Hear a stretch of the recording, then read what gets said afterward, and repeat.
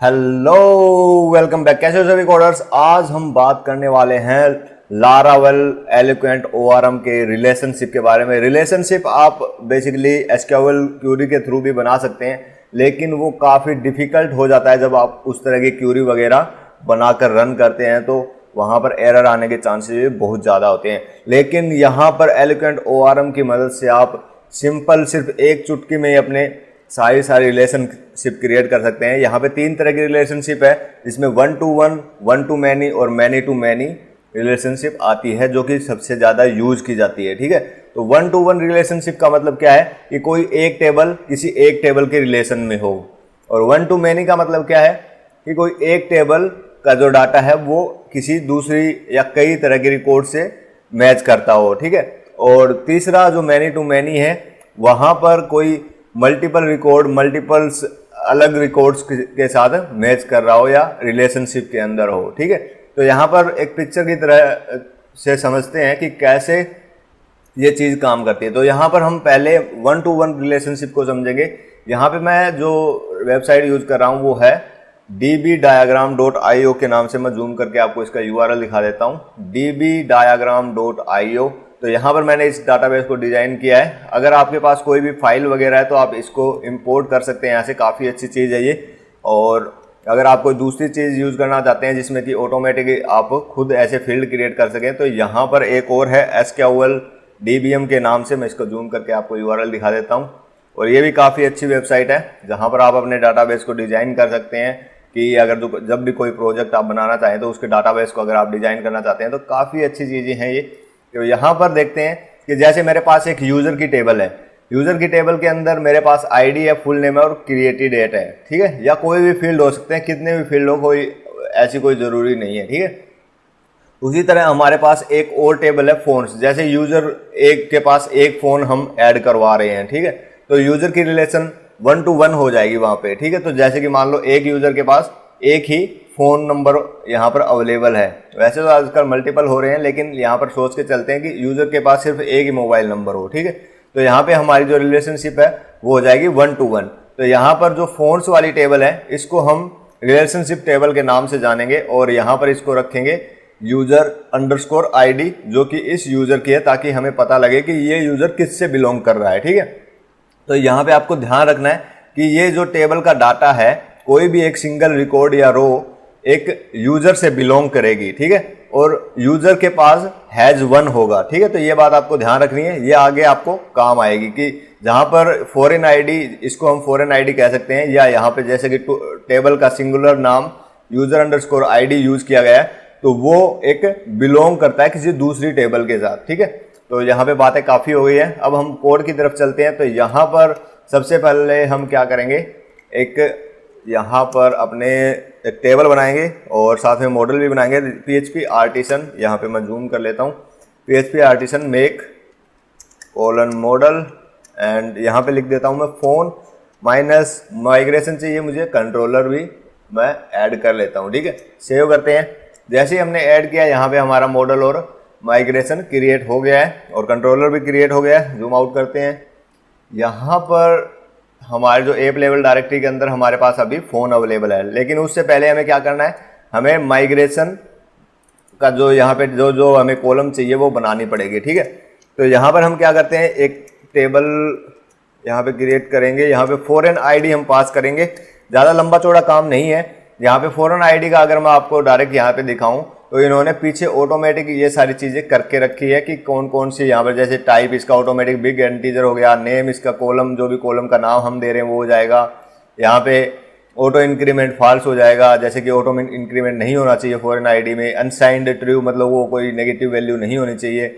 और यहाँ पे फॉरेन आईडी कॉलम डेफिनेशन के अंदर अगर हम देखेंगे तो यहाँ पे ये जो ब्लूप्रिंट का यूज़ कर रहा है, और यहाँ पर अगर हम देखेंगे कंस्ट्रेंट, तो यहाँ पर this reference column on table और ये सारी चीज़ें यूज़ कर रहा है। तो हमें कोई लंबी चौड़ी यहाँ पे चीज़ें लिखने की ज़रूरत नहीं है कि कौन से हम फॉरेन आईडी वगैरह यूज़ कर रहे हैं। ठीक है, तो यहाँ पे हमें लिखना है user_id, और इसके बाद में हमें एक टेबल का नाम और देना होगा, जिसमें हम लिखेंगे स्ट्रिंग लिख देते हैं इसको, और यहाँ पे मैं लिख देता हूँ इसको नंबर। ठीक है, और यहाँ पे मैं इसको 50 कैरेक्टर मैक्सिमम दे देता हूँ। आप कितना चाहें उतना रख सकते हैं, वैसे एक बार के लिए मैं 50 लेंथ दे रहा हूँ इसकी, ठीक है। तो यहाँ पे ये दो कॉलम हमारे पास हो जाएगी, एक यूजर आईडी जिसका कि यहाँ पर हम कोई डाटा सेव करेंगे, और दूसरा यहाँ पर हमारा हो जाएगा नंबर, जो भी फ़ोन नंबर है, ठीक है। तो यहाँ पे फ़ोन्स टेबल बनेगी, ये दोनों उसकी एक आईडी होगी, एक यूज़र आईडी हो जाएगी और एक नंबर, और 2 क्रिएटेड एंड अपडेटेड एड वाले फील्ड हो जाएंगे। सेव करेंगे यहाँ से और हम यहाँ पर रन करेंगे हमारी कमांड PHP आर्टिसन में माइग्रेट रन करेंगे। माइग्रेट हमारा सक्सेस हो जाएगा। इसके बाद में हमें क्या करना है, अब हमें ओपन करना है हमारा IDSQL। यहाँ से IDSQL को ओपन कर लेते हैं। ओके, IDSQL ओपन हो गया। टेस्ट कोडर के अंदर जैसे ही हम यहाँ पे देखेंगे हमारे पास एक फ़ोन नाम से टेबल बन गई है, ठीक है। तो इस टेबल के अंदर हमारे फील्ड है ID, यूज़र ID, जो कि यहाँ पर इसकी लेंथ यहाँ पे प्रोवाइड की गई है, number, created at and updated at, ठीक है। तो ये सारी चीज़ें यहाँ पे हमें मिल रही हैं। और यहाँ पर अगर हम डाटा देखें तो अभी हमारे पास कोई भी डाटा अवेलेबल नहीं है, ठीक है। तो यहाँ पे मैं कोई एक डाटा इंसर्ट कर लूँगा, लेकिन उससे पहले हमें यूज़र के अंदर भी कोई डाटा ऐड करना पड़ेगा, ठीक है। तो यहाँ पर सबसे पहले क्या करते हैं, हमारी रिलेशनशिप को क्रिएट करते हैं। तो यहाँ पर हमने देखा था कि 1-to-1 रिलेशनशिप होनी चाहिए, ठीक है। तो यूज़र की यहाँ पे ID हमारी दूसरी टेबल की ID के अंदर एंटर होगी, ठीक है। तो इस तरीके से हमें ऐड करना है, ठीक है। तो यहाँ पर हम क्या करेंगे, हम जाएंगे सबसे पहले user.php के अंदर, ठीक है। तो अभी यहाँ पे हमें रिलेशनशिप बनानी है, तो रिलेशनशिप के नाम से कमेंट कर देते हैं रिलेशनशिप। एंड यहाँ पे हमें क्या करना है, एक पब्लिक फंक्शन बनाना पड़ेगा।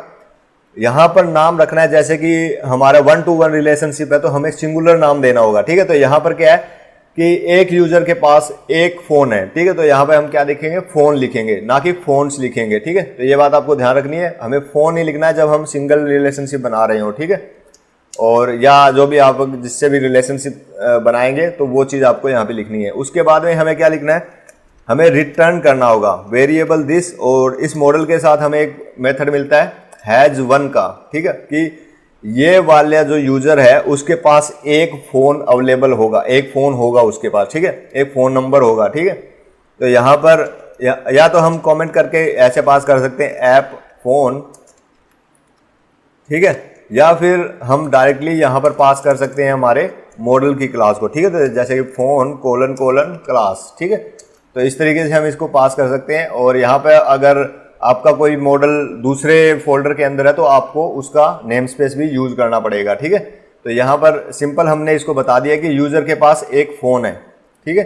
तो कई बार कन्फ्यूजन होती है जब भी हम इन चीज़ों को बनाते हैं तो कि कहाँ पर हैज1 आएगा। तो इसका जो सॉल्यूशन है वो मैं आपको अभी नेक्स्ट स्टेप में बताऊँगा। जैसे ही हमारे फ़ोन में हम जाएंगे, यहाँ पर हम रिलेशनशिप क्रिएट करेंगे, ठीक है। और यहाँ पे हम क्या बनाएंगे, पब्लिक फंक्शन लिखेंगे और यहाँ पे लिखते हैं यूज़र, और यहाँ से हम दोबारा से रिटर्न करेंगे वेरिएबल दिस, और इसमें यहाँ पे हमारे पास एक मेथड अवेलेबल है बिलोंग्स टू, ठीक है। तो यहाँ पर हम क्या लिखेंगे, यूज़र : क्लास, ठीक है। तो ये चीज़ लिख के सेव करेंगे।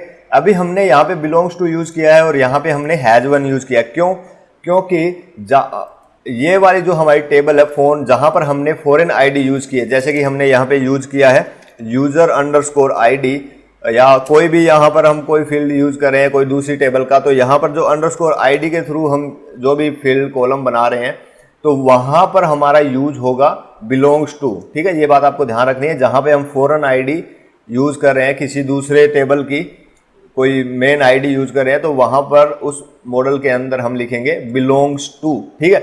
और जहाँ पर हम उस टेबल का कोई भी चीज़ यूज़ नहीं कर रहे हैं वहाँ पे हम लिखेंगे हैज1, ठीक है, हैज1 या हैज मैनी, जो भी आगे हम सीखेंगे। तो अभी के लिए बात आती है कि हैज1 कहाँ यूज़ करना और बिलोंग्स टू कहाँ यूज़ करना है, ठीक है। तो ये चीज़ें आपको समझ आ गई होगी कि कहाँ पर हम बिलोंग टू यूज़ करेंगे और कहाँ पर हम हैज1 यूज़ करेंगे, ठीक है। तो यहाँ पर ये हमारा कंफर्म हो गया कि हमारा ये रिलेशनशिप बन गई है, ठीक है। अब इसको देखते हैं कैसे हम इसको यूज़ कर सकते हैं, ठीक है। तो यहाँ पर हमारा जो मेन चीज़ है, यहाँ पे लॉगिन वगैरह तो हमने हटा दिया था, तो यहाँ पर एक डाटा वैसे ही ऐड कर लेते हैं। IDSQL के अंदर जाएंगे, एक वैसे ही एंटर कर देंगे द टेस्ट कोडर, एंड यहाँ पे ईमेल लिख देते हैं दी टेस्ट coder@gmail.com, ईमेल पासवर्ड कुछ भी रख देते हैं एक बार के लिए, और ओ शिट, ठीक है। तो यहाँ पर दी टेस्ट कोडर एंड यहाँ पे दी टेस्ट coder@gmail.com, टेब यहाँ पे पासवर्ड समथिंग, ठीक है। तो यहाँ पे हमारा पास एक रिकॉर्ड आ गया है। अभी इसको क्या करेंगे, अभी इसकी रिलेशनशिप वगैरह क्रिएट करेंगे, लेकिन उससे पहले हम क्या करते हैं, हमारा जो मेन यहाँ पे राउट है उसके ऊपर चलते हैं। यहाँ पे मैं एक सिंपल राउट क्रिएट कर लेता हूँ चेक करने के लिए, ठीक है। तो यहाँ पे राउट : get, और यहाँ पे मैं लिखूंगा /users, ठीक है। और यहाँ पे मैं सिंपल फंक्शन यूज कर रहा हूँ, क्लोजर फंक्शन, और यहाँ पर हम क्या करेंगे, रिटर्न करेंगे, रिटर्न यूजर : all, ठीक है। सेव करेंगे यहाँ से, और यहाँ पे ये राउट क्रिएट हो गया। तो यहाँ पर हमारे राउट में हम जाते हैं, यूजर्स एंटर करेंगे, user model is not found, ठीक है, क्योंकि हमने इसको इंपोर्ट नहीं किया अभी तक। तो यहाँ से इंपोर्ट कर लेते हैं। ये हमारा है ऐप यूजर, तो ये हमें यूज करना पड़ेगा नेम स्पेस। सेव करेंगे यहाँ से, और यहाँ से रिफ्रेश करेंगे तो हमारा जो डाटा है वो यहाँ पे आ गया है, ठीक है। ये मैंने पिछली वीडियो में बताया था कि कैसे हम एलोक्वेंट के थ्रू सारा का सारा डाटा फैच कर सकते हैं, ठीक है। तो यहाँ पर ये चीज़ हमारे पास आ गई है। अब बात आती है कि कैसे हम उसकी रिलेशनशिप क्रिएट फैच कर सकते हैं, ठीक है। तो यहाँ पर मैं क्या करता हूँ, एक वैसे ही रिकॉर्ड ऐड कर लेता हूँ। आईडी इसमें 1 रख देते हैं, और नंबर इसमें लिख देते हैं 1 2 3 4 5 6 7 8 9, एंड यहाँ पे क्रिएटेड एंड अपडेटेड एट, ठीक है। तो यहाँ पे मैंने 1 यूजर आईडी क्यों रखा है, क्योंकि इसकी जो आईडी है वो 1 है, ठीक है। तो ये बिलोंग करेगा, मतलब ये वाली जो चीज़ है, द टेस्ट कोडर के पास फ़ोन नंबर है ये वाला, ठीक है, और ये जो फ़ोन है वो बिलोंग करता है इस यूज़र को, ठीक है। तो इस तरीके से हमारी रिलेशनशिप क्रिएट होती है। तो यहाँ से मैं अगर रिफ्रेश करूँगा इसको, तो अभी कोई भी चेंजेस नहीं है मेरे पास, ठीक है। तो अब मुझे जैसे ही कुछ एक सिंगल यूजर को फाइंड करना है, तो मैं फाइंड मेथड का यूज करूंगा और यहाँ पे आईडी पास कर दूंगा, ठीक है। तो यहाँ पे जो आईडी है, यहाँ पे आप देख सकते हैं यूजर वाली जो आईडी है मैं यहाँ पे पास कर रहा हूँ, ठीक है। और यहाँ से ओके, और सेव करूंगा मैं यहाँ से, और यहाँ पर रिफ्रेश करूंगा तो मेरे पास एक सिंगल रिकॉर्ड यहाँ पे आ गया है, ठीक है। तो अभी क्या करते हैं, इसको मैं क्या करूंगा, एक वेरिएबल के अंदर रख लूंगा। यहाँ पर Ctrl+X करते हैं इसको, और यहाँ पे क्या करेंगे, वेरिएबल यूजर लिखेंगे =, और यहाँ पर इसको इसके अंदर रख देंगे, और यहाँ पे वेरिएबल यूजर को मैं पास करूंगा। यहाँ पे आपको दिखाऊंगा कोई चेंजेस नहीं है, सेम वही रिजल्ट हमें मिल रहा है, ठीक है। अब जैसे कि मान लो हमने रिलेशनशिप क्रिएट की है 1 to 1, ठीक है। अभी मान लो इसका फ़ोन नंबर, हमें यूजर का फ़ोन नंबर गेट करना हो तो कैसे गेट कर सकते हैं, बहुत ईजी है एलोक्वेंट के थ्रू।